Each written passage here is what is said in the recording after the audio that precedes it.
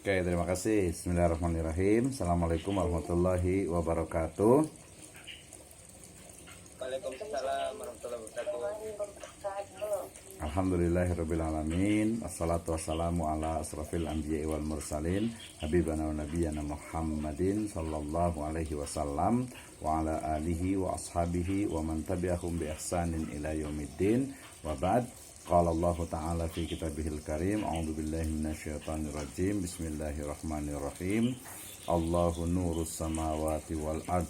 Masalu nurihi kamishkatin fiha misbah. Al-misbahu fi zujajah. Az-zujajatu ka'annaha kawkabun durriyun yuqadu min syajaratin wa min syajaratin mubarakatin zaitunatin la syarqiyatin wala gharbiyah yakadu zaituha yuti'u walau lam tamsashu nar nurun ala nur yahdillahu li nurihi man yasha wa yadribullahu al-amsala lin-nasi wallahu bikulli syai'in alim. Wa qala Rasulullah sallallahu alaihi wasallam fi riwayatin inni au kama qala yakni inni la adkhulu alaihi salasa layalin wa qala qablahu yatlu'u alaikumul ana rajulun min ahlil jannah hatta salasa marrat ya yatlu'u alaikumul ana rajulun min ahlil jannah fattala azalika rajulun ala misli marratainil au martabatil aula au al-ula. Falamma qama Rasulullah sallallahu alaihi wasallam atba'ahu Abdullah ibn Umar atau Abdullah ibn Amr ibn al-As faqala la inni la akhaitu abi fa aqsamtu inni la adkhulu alaihi salasa layalin. Wa fi akhir riwayah yakni ma huwa illa ma ra'aita ghayra anni la ajidu fi nafsi ghillan li ahadin minal muslimin wala ahsiduhu ala khairin a'tahu Allahu iyyahu. Faqala Allah yani faqala Abdullah bin Amr hadhihi allati balaghta bika wa hiya allati la nutiq. Akhrajahu Ibnu al-Mubarak fi Zuhd wa Raqa'iq. Amma ba'd fa inna asdaqal hadithi kitabullah wa khairal huda huda Nabi sallallahu alaihi wasallam. Alhamdulillah asyukurillahi wahda alladhi an'ama alaina fi hadhihi al-laila nastati an nastamir yakni mawdu'una atau dirasatuna fil mawdu' manhajul bahas wa hadhihi yakni al-liqa ba'da yakni imtihan fil awal. Terima kasih atas kehadirannya teman-teman semuanya ya. Kita sudah belajar sejak awal tentang bagaimana metode penelitian. Saya akan sedikit mengulang kembali terkait dengan riset metodologi specifically in qualitative data. Oke, kita pahami kemarin bahwa dalam penelitian itu ada yang namanya penelitian penelitian yang sifatnya itu to do ya, untuk melakukan. Jadi kita meneliti sesuatu itu untuk bisa mengambil keputusan ya. Kemudian yang kedua to know ya, hanya untuk mengetahuinya.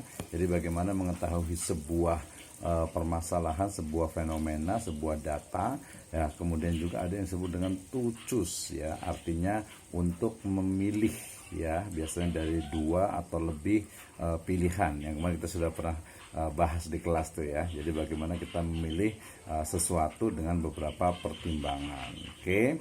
Nah, kita pahami juga ya bahwa yang namanya fungsi penelitian itu yang pertama adalah need to know, yaitu untuk mengetahui.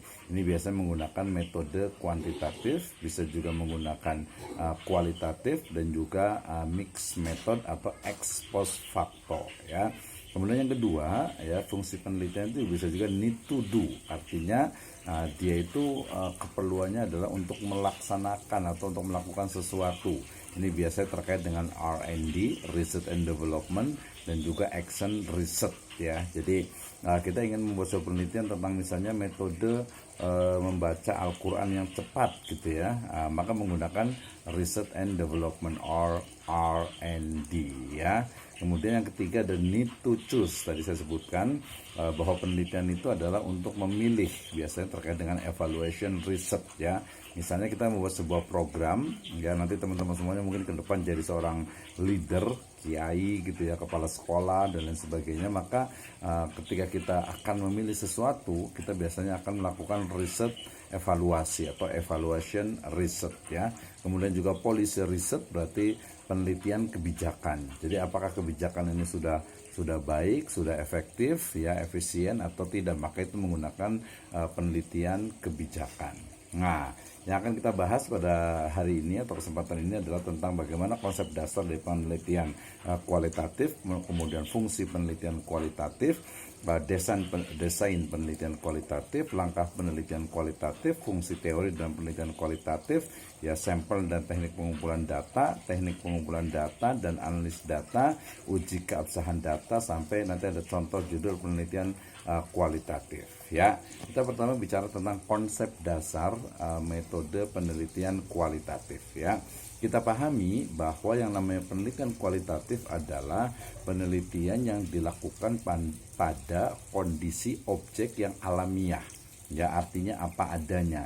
Peneliti langsung ke sumber data dan peneliti sebagai instrumen kunci. Ya, jadi kalau dalam kuantitatif itu instrumennya itu adalah kuesioner atau angket. Kalau dalam kualitatif itu instrumennya itu adalah peneliti itu sendiri, ya. Nah, penelitian kualitatif itu bersifat deskriptif, artinya data yang terkumpul itu berbentuk kata dan gambar dan bukan angka. Ya, ingat ya, kalau kuantitatif dia menggunakan angka, sementara kalau umpamanya kualitatif dia menggunakan kata-kata, simbol, gambar, ya, kemudian juga ide, gagasan dan lain sebagainya. Kemudian penelitian kualitatif lebih menekankan pada penelitian yang bersifat proses, bukan produk atau outcome. Jadi dia prosesnya. Jadi bagaimana sebenarnya suatu kejadian, suatu perkara itu dilihat dari berbagai perspektifnya. Kemudian penelitian kualitatif melakukan analisis data secara induktif, ya, deskripsi, ada reduksi, klasifikasi dan koneksi. Nanti sama-sama kita akan bahas ya. Deskripsi berarti mendeskripsikan, reduksi itu berarti menghilangkan data yang tidak diperlukan, klasifikasi itu berarti mengklasifikasikan, dan koneksi itu biasanya mengorelasikan, ya menghubungkan antara satu elemen dengan elemen yang lainnya. Nah, ingat tujuan dari kualitatif itu adalah memahami makna, ya merupakan hal yang esensial dalam penelitian kualitatif. Ingat kan ya, ketika kita melihat seseorang itu ketika berpikir kemudian tangannya diletakkan di dagu, ya, atau ketika dia hormat itu tangannya diletakkan, ada diletakkan di samping kepala, ada juga diletakkan di dada dan lain sebagainya gitu ya. Itu simbol gitu ya. Bagaimana itu bisa dipahami. Nah, ini tadi definisi dari penelitian kualitatif, yaitu penelitian yang lebih berfungsi untuk memperoleh data yang kaya dan mendalam tentang permasalahan dan selanjutnya menemukan solusinya. Jadi dia lebih fungsinya itu adalah mencari data yang banyak gitu ya dan mendalam. Jadi ketika kita ingin tahu misalnya nih lagi ramai-ramai tentang penyebab perang di Palestina dengan Israel gitu ya. Jadi datanya harus banyak, nggak bisa satu gitu ya. Kemudian juga mungkin bagaimana sekarang kemajuan dari Papua misalnya gitu ya. Oh, ternyata luar biasa sekali. Kalau kesannya orang Papua itu mungkin dulu tuh ketinggalan, sekarang ternyata udah ada gedung-gedungnya ya, bahkan di beberapa wilayah itu sudah maju sekali gitu ya. Oke, kemudian penelitian kualitatif melakukan eksplorasi untuk memahami fenomena sentral. Jadi eksplorasi lebih melihat suatu kejadian, suatu perkara, suatu fenomena secara lebih komprehensif ya. Misalnya kita melihat yang unik gitu misalnya gitu ya. Kenapa misalnya menara Pisa itu di Italia itu dia kok menarik ya, banyak orang ke sana padahal dia cuman miring gitu. Justru keunikan miringnya itu jadi orang penasaran gitu ya. Nah, kalau umpamanya kuantitatif dia membuktikan hipotesis, yang udah belajar statistik ya nanti ya. Kalau penelitian kualitatif itu lebih bertujuan menemukan hipotesis. Jadi bukan membuktikan tapi menemukan sebuah hipotesis. Hipotesis itu adalah jawaban sementara yang perlu dibuktikan. Nah, kemudian peneliti kualitatif menemukan hipotesis dan grounded teori berdasarkan data yang terkumpul dari lapangan. Jadi nanti salah satu karakternya ya penelitian kalau kualitatif itu di lapangan, tapi ada juga yang di perpustakaan, nanti terutama di kajian pustaka ataupun historical approach atau penelitian sejarah ya. Jadi peneliti nanti akan melakukan eksplorasi, menemukan, mengkonstruksi dan mendeskripsikan gitu ya. Oke, kemudian penelitian kualitatif melakukan eksplorasi, ya. Jadi dia berdasarkan apa, data kualitatif. Jadi dia tidak asal gitu ya. Jadi ada datanya dan datanya itu harus valid. Nah, ini beberapa definisi juga ya, misalnya dari beberapa tokoh ya, misalnya disebutkan bahwa peneliti kualitatif menjadi objek secara keseluruhan dan tidak mereduksi ke dalam variabel. Jadi penelitian kualitatif dia melihat sesuatu fenomena kejadian itu dia lebih komprehensif ya, lebih komprehensif sehingga bisa menggambarkan sesuatu yang betul-betul tadi alamiah. Ingat ya, alamiah. Kalau ilmiah itu dengan angka, matematika, sementara alamiah itu ya apa adanya.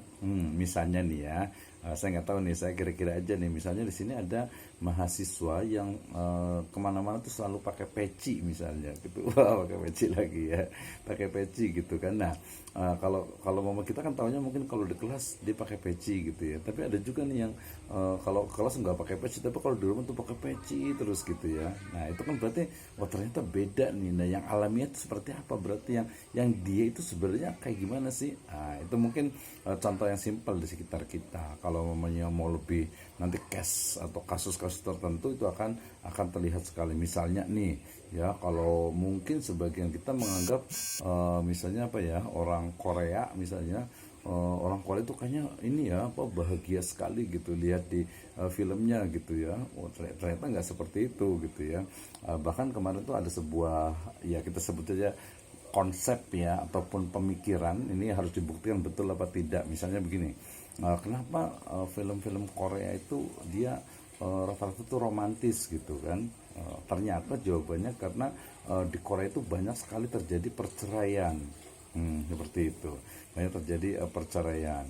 Kemudian kenapa di Jepang gitu ya, di Jepang itu misalnya kok banyak film-film yang sifatnya itu apa ya, kayak apa ya istilahnya itu, lebih kepada hal yang sifatnya itu kekeluargaan gitu ya, kekeluargaan gitu ya. Atau juga di sana kalau di Jepang itu, mohon maaf, misalnya banyak film-film yang tidak baik gitu ya, tidak baik lah ya, porno, aksi, pornografi dan sebagainya. Ternyata di sana itu karena orang Jepang itu tidak suka ini, tidak suka apa ya, tidak suka apa ya, tidak suka punya anak, tidak banyak, beberapa juga tidak menikah juga gitu ya. Nah, itu jadi itu, tapi belum tentu, belum benar gitu. Ini kan sebuah tulisan gitu ya. Kemudian yang berikutnya, kenapa di Indonesia ini banyak film itu ada horor gitu ya. Banyak film horor, banyak film itu, kenapa tuh? Itu masuk tuh ke dalam apa, penelitian kualitatif ya. Kenapa? Karena peneliti kualitatif itu lebih menekankan untuk memahami makna suatu peristiwa ya. Jadi informasi di balik data yang nampak, kemudian caranya yaitu dengan observasi partisipan dalam kehidupan nyata, mendengarkan apa yang diceritakan, memahami apa yang difikirkan, dan melihat dokumen yang telah dihasilkan. Jadi penelitian kualitatif ini adalah orang pertama yang mendapatkan pengetahuan dari kehidupan sosial yang diteliti ya. Seperti pernah saya sampaikan bahwa penelitian kualitatif itu dia lebih apa? Lebih melihat sebuah lahir dari fenomena yang ada di masyarakat ya. Maka dia kualitatif ini biasanya tadi berdasarkan filsafat itu adalah empirisme ya, post positivisme. Ini kayaknya saya udah ulang-ulang terus tuh, post positivisme ya. Kalau positivisme itu berarti dia kuantitatif dengan angka, kebenaran itu diukur dengan angka. Kalau post positivisme itu justru diukur dengan apa adanya ya. Tadi misalnya seseorang mungkin kalau kita baru kenal gitu ya, kayaknya ada dua kemungkinan ya. Kalau orang baru kenal itu ada yang kelihatannya itu ramah banget gitu ya, ramah, kemudian pokoknya inilah supel gitu ya. Tapi ada juga yang orang ketika baru kenal tuh langsung dia diem, nggak banyak ngomong gitu ya. Nah, tapi kalau kita sudah lama-lama tahu, ternyata orang itu seperti ini. Nah, itu yang disebut dengan alamiah. Jadi memahami sesuatu itu yang real, yang benar, yang apa adanya. Nah, biasanya balik lagi nih ke artis atau sinetron misalnya. Kalau kita lihat kan kayaknya, saya dulu waktu masih kecil gitu ya, kayaknya ngeliat, sinetron kok ini sekali ya, apa namanya, bajunya itu rapi terus, kemudian dandanannya kok ini terus gitu ya, glowing terus gitu ya. Ternyata ya memang karena itu kita ngelihatnya hanya di depan kamera. hanya di layar TV saja gitu ya. Tapi kalau kita lihat aslinya ya sama kayak yang lain gitu ya. Nah, itu berarti ternyata itu bukan sebuah kebenaran nyata, bukan sebuah realitas gitu ya. Tapi itu adalah sebuah ya drama gitu ya, sesuatu yang mungkin memang disetting. Nah, dalam penelitian kualitatif dia tidak ada setting ya. Kenapa? Karena dia konteksnya adalah sosial, kemudian juga holistik, dan juga bukan merupakan variabel ya. Nah, kemudian objeknya juga alamiah. Ingat, alamiah ya. Jadi alamiah itu tadi melihat sesuatu itu apa adanya. Misalnya nih ya, kita riset nih, misalnya itu orang tua gitu, misalnya ibu gitu ya, mungkin yang ibunya di rumah tuh cerewet banget gitu ya. Misalnya tuh naruh baju sembarangan, diomelin gitu ya, kamar mandi ditutupnya nggak rapi, diomelin gitu ya, kemudian nggak makan juga diomelin, apalagi bangunnya terlambat pasti diomelin gitu. Nah, kalau kita ngeliat kan, berarti ini nggak sayang banget diomelin terus. Tapi enggak, justru yang sebenarnya, yang alamiahnya itu justru ibu itu memang perhatian dan sayang. Nah, seperti itu ya. Jadi nggak bisa hanya melihat dari satu sisi saja gitu, satu sisi saja. Oke ya. Kemudian nanti biasanya untuk mencari datanya itu pakai sample purposive atau purposive ya. Jadi sampelnya itu dia ya artinya itu yang ngambil dari yang memang kita butuhkan gitu. Jadi nggak berbeda dengan kuantitatif yang harus pakai random sampling, clustering dan sebagainya ya. Karena nanti kalau dalam kualitatif itu dia tidak memerlukan adanya generalize ya. Jadi memang case study, artinya yang ada di situ gitu. Jadi tidak bisa digeneralisasi gitu ya. Tidak bisa digeneralisasi. Snowball nanti biasanya bola salju, artinya ketika kita sudah menemukan satu orang sumber sebagai narasumber, maka kita tanyakan ke orang itu siapa lagi nih untuk jadi rekomendasi. Nah, ya, kayak berikutnya peneliti tadi sebagai instrumen kunci jelas sekali ya. Jadi kalau umpamanya kuantitatif itu adalah instrumen angket atau kuesioner ya, maka kalau di kualitatif ya penelitinya itu ya kitanya sendiri yang mencari gitu ya. Nah, ini semester 5 nih ya, semester 5 nanti kan insya Allah nanti mau atau akan KKM insya Allah ya, bulan Januari dan sana insya Allah tuh ya. Nah, ketika kita KKM, kalau bisa itu kita datang atau ber-KKM itu, kuliah kerja mahasiswa itu di tempat atau di desa yang kita tuh belum tahu gitu ya. Jadi biar ada new experiences gitu ya, ada pengalaman baru. Nah, ketika ada pengalaman baru, kita akan ketemu dengan orang-orang baru, kemudian kita ke wilayah baru gitu, kita akan menemukan oh ternyata kesan pertamanya begini gitu, bener nggak sih seperti ini gitu ya. Nah, itu termasuk juga nanti kalau pas kerja, kalau pas ketemu lingkungan baru gitu ya. Nah, nanti caranya, metodenya pengumpulan datanya itu dengan observasi, wawancara, dan dokumentasi ya. Observasi juga nggak sembarang observasi, tapi dia juga harus mendalam. Wawancara juga nggak asal wawancara, tapi harus nanti ada triangulasinya, ada rechecknya, ada member checknya. Dokumentasi juga nggak asal gitu ya. Misalnya ketika kita lihat sesuatu kemudian dipoto gitu, ternyata bukan seperti itu. Banyak kan ya foto yang nggak sesuai dengan aslinya gitu ya. Apalagi saya lihat tadi di sini, kalau dipoto itu keren-keren banget gitu ya. Kalau di kelas kok biasa aja gitu ya. Berarti mungkin fotonya agak bukan menipu, tapi fotonya itu mungkin karena tadi permainan gradasi, kemudian juga mungkin kameranya juga bagus gitu. Jadi keren-keren banget di foto nih gitu ya. Kalau di foto saya lihat kayaknya jarang ya yang foto yang apa adanya gitu, pasti akan lebih dari adanya gitu ya. Nah, nanti analisisnya pakai kualitatif dengan induktif. Hasil penelitian itu deskriptif atau deskripsi dan temuan serta makna mendalam ya. Oke, kita lanjut. Yang berikutnya adalah fungsi penelitian kualitatif ya. Jadi hampir sama dengan kuantitatif yang dulu, ini kayaknya kemarin kita sudah bahas ya tentang bagaimana kualitatif itu dia pertama adalah mendeskripsikan objek, yang kedua memahami keunikan, kemudian memastikan kebenaran data, penelitian proses dan interaksi sosial, mengkonstruksi pemahaman, menemukan hipotesis ya. Nah, dari 1 sampai 6 itu ujungnya adalah memberi makna.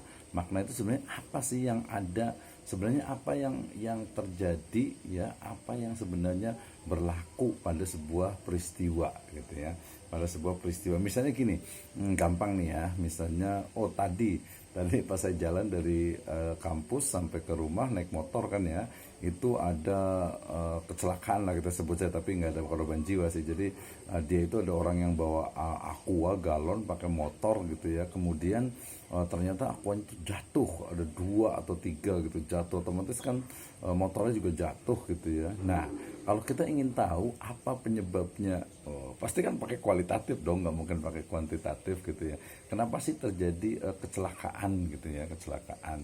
Nanti juga mungkin kalau tadi di Jepang itu ada orang banyak yang bunuh diri, kenapa bunuh diri. Tapi kalau yang sekarang yang lagi rame ini adalah banyak sekali ini ya, ada bullying gitu ya, artinya itu penganiayaan gitu ya, ada ruda paksa juga gitu. Itu sebenarnya sebabnya apa sih sebenarnya?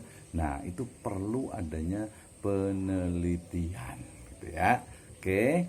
Kemudian deskripsi kualitatif contoh seperti ini. Ada gambarnya Pak SBY ya, mantan ini kita. Jadi kualitatif itu mendeskripsikan sesuatu yang memang ada. Ini kan misalnya kita melihat ada rumah sakit nih gitu ya.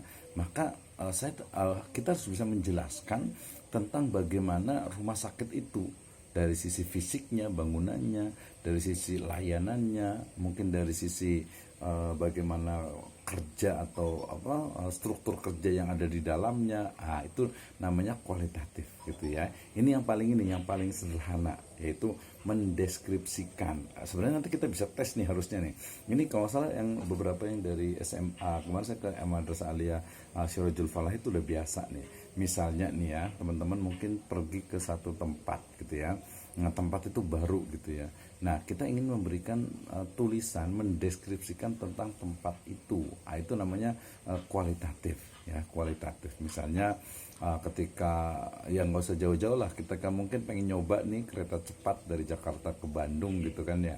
Nah, mendeskripsikan dari mulai masuk ke stasiunnya yang ada di Halim, kemudian mungkin pembelian tiketnya di awal, kemudian masuk ke dalamnya, kemudian merasakan udah next ya yang berikutnya, tapi bisa menggambarkan bagaimana kereta cepat itu adalah kualitatif ya. Jadi mendeskripsikan ini perlu bisa dijelaskan, apalagi nanti kalau sampai detail itu nanti udah masuk ke etnografi. Yang kedua, ini contohnya misalnya kita mendeskripsikan tentang perang Ukraina. Jadi dia bukan penyebabnya, tapi lebih kepada seperti apa sih kejadiannya yang ada di sana. Seperti itu ya. Nah, kemudian yang kedua juga memahami keunikan objek ya. Biasanya tadi misalnya menara miring ini gitu ya. Jadi kenapa sih bisa miring? Tadi selain dideskripsikan juga karena unik sehingga orang itu ingin tahu gitu ya. Orang ingin tahu. Misalnya nih mungkin teman-teman di sini ada yang penasaran pengen pergi kemana gitu ya. Wah, kalau ditanya pengen kemana ya, saya mungkin pengen ke yang kalau dalam negeri ya pengen ke Raja Ampat misalnya gitu ya. Ya Raja Ampat, atau mungkin juga ke Nusa Penida. Waktu ke Bali juga belum sempat ke sana juga gitu ya. Nah, ya mungkin kalau ke Toraja pernah gitu ya. Nah, kenapa